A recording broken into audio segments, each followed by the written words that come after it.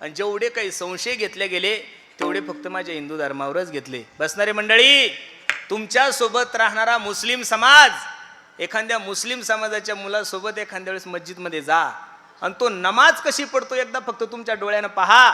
मुस्लिम धर्माचे माणसं नमाज पडत असताना त्यांच्या समोर अल्ला नावाचा फोटो नाहीये. मुस्लिम धर्माचे लोक नमाज पडत असताना त्यांच्या समोर अल्ला नावाची मूर्ती नाहीये. मुस्लिम समाजाचे लोक नमाज पडत असताना त्यांच्या समोर अल्ला नावाचा पुतळा सुद्धा नाहीये. पण गल्लीपासून दिल्लीपर्यंत नाही, जगातल्या सर्व मुस्लिम समाजाच्या माणसांना त्यांच्या अल्लाचं अस्तित्व मान्य. आपले एवढे सुंदर मंदिर असून सुद्धा आपल्या भगवंताविषयी लोक का संशय घेतात मला काही कळत नाही. एक सांगू, बाकीच्या धर्माला काय दोष देऊन फायदा आहे. मी तर नेहमी सांगतो, भगवंताच्या मंदिरात गेलो की हे भगवान, अरे मुझे अपनों से बचा लेना औरों को तो मैं देख लूंगा. आतापर्यंत जेवढे काही आरोप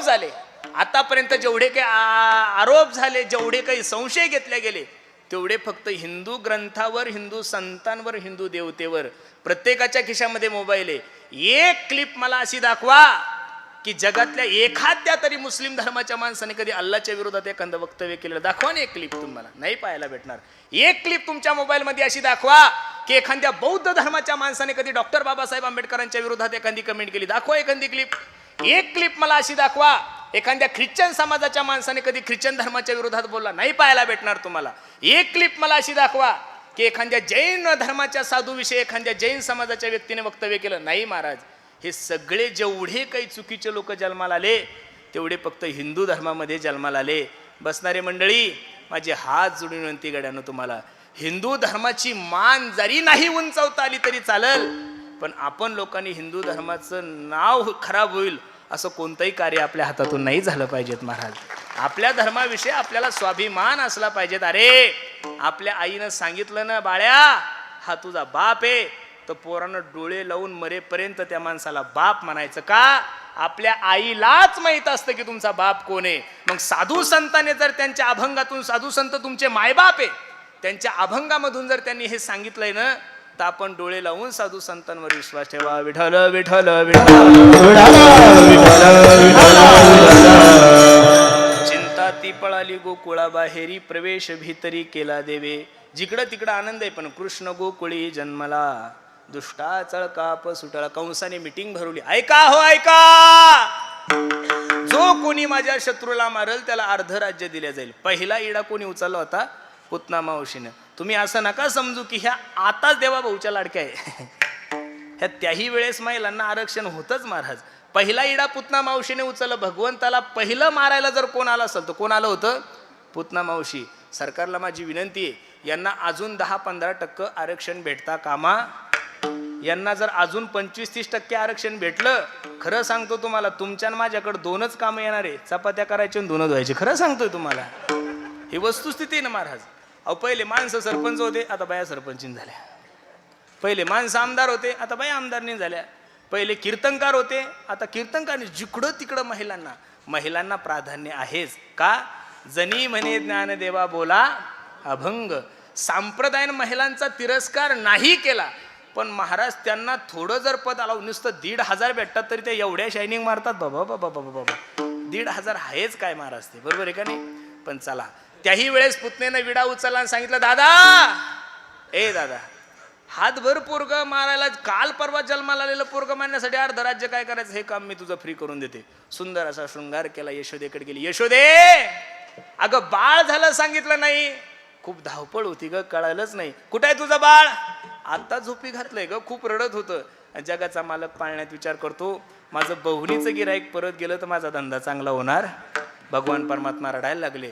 पुतनेने भगवंताला उचललं, दूध पेलं, विष पेलं, पंच प्राण ओढायला लागले. त्यावेळेस पुतना घाबरली. देवा सोड, देवा सोड, देवा सोड. देवानं पुतनेला सांगितलं, पुतने पहिलं तर मी कोणाला धरत, आणि एकदा का धरलं तर मरेपर्यंत सोडत. गोविंदाये नमो नमा. पुतना गेल्यानंतर संप्रदायाचे सर्व मंडळी, दुसरा जो राक्षस आला तो महाबळ भट्ट आलेला आहे. पण माझी एक शंका आहे, ती काही अजून दूर झाली आहे. एका मोठ्या महात्म्याने सांगितलं, त्याच्यामुळं माझी शंका निरसन झाली की 18,000 श्लोक भागवतामध्ये. बाबा किती आहे? 18,000 श्लोक. आता आम्हाला जे आहे त्या शंका तुम्हीच निवारण करू शकता. मग 18,000 श्लोक जर भागवतामध्ये आहे, दशमस्कंदामध्ये कोणत्या श्लोकामध्ये महाबळ भट्टाचं वर्णन आलेलं नाहीये? अण्णा आहे ना अण्णा, भागवतामध्ये कुठं सुद्धा महाबळ भट्टाचं वर्णन आलेलं नाहीये. मग भागवतामध्ये जर महाबळ भट्टाचं वर्णन आलेलं नाहीये आणि आपले भक्त शिरोमणी नामदेवराय जर सांगत असेल, विटंबीला भट दिला पाठीवरी पाठ, जानवे तुटले पंचांग फाटले धोतर गळाले ढोंगणाचे. मग प्रश्न 2 आहे, आपण पहिलं भागवत खरं मानायचं का नामदेवरायचं प्रमाण खरं मानायचं? हा प्रश्न मी एका चांगल्या भक्तिवान वारकऱ्याला विचारलं होतं. म्हणलं सांगा, 5,500 वर्षापूर्वी हे सर्व जग व्यासांचं उच्चिष्ट आहे, आणि मग का हो त्या व्यासाने जे भागवत लिहिलंय त्या भागवतामध्ये जर महाबळ भट्टाची कथा नाहीये आणि नामदेवराय वर्णन करतात, त्याने जो भाव काढला तो खूप सुंदर आहे. म्हणजे व्यासांनी जे भागवत लिहिलंय ते समाधी अवस्थेमध्ये त्यांना जे जे दिसलं तसं गणपतीरायाने त्याचं काय केलंय, लिखाण केलंय. पण नामदेवरायाने समाधी अवस्थेमध्ये चरित्र नाही लिहिलेलं.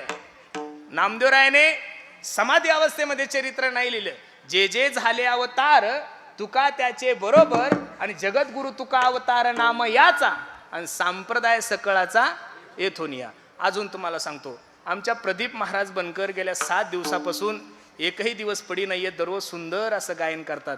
त्यांचं गायन ऐकल्यानंतर बसणाऱ्या लोकांना वाटत असेल काय सुंदर गातो हा मुलगा, काय त्याच्या आवाजाची लकप आहे. पण खरं सांगा, तुम्ही 2 तास गायन ऐकलं की नाही त्यांचं, 7 दिवस ऐकता, पण चिलू बाळ हा किती विचित्र आहे.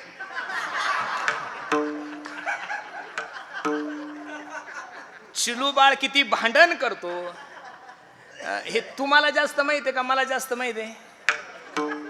हा, मला का? तुम्ही फक्त 2 तासापुरतं त्याचं गायन ऐकलंय, बरोबर आहे का नाही? किती सुंदर गातोय आमचा चिलू, सुंदर गातोय, तुम्ही 2 तासच ऐकलं. पण नंतरचे 22 तास तो माझ्या सोबत आहे. म्हणजे तो कसा वागतो, काय बोलतो, किती भांडण करतो हे तुमच्यापेक्षा कोणाला माहिती आहे? मग त्या वारकऱ्यांनी जे उत्तर दिलंय, व्यासापेक्षा सुद्धा वारकरी संप्रदायाला नामदेवरायचं प्रमाण गाह्य धरलं पाहिजे. विठाला विठाला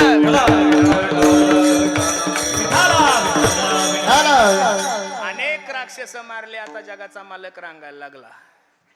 रांगत रंगनी चोर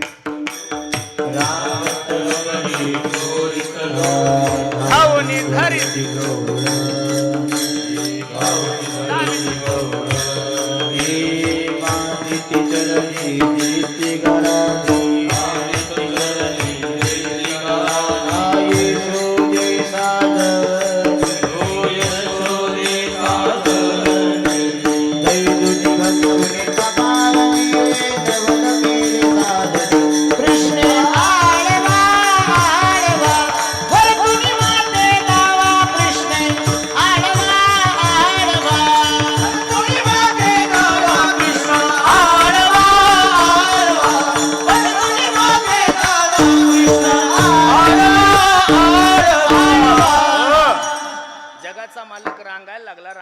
नामदेवरायची सुद्धा एक सुंदर गवळण नामदेवराय सांगतात.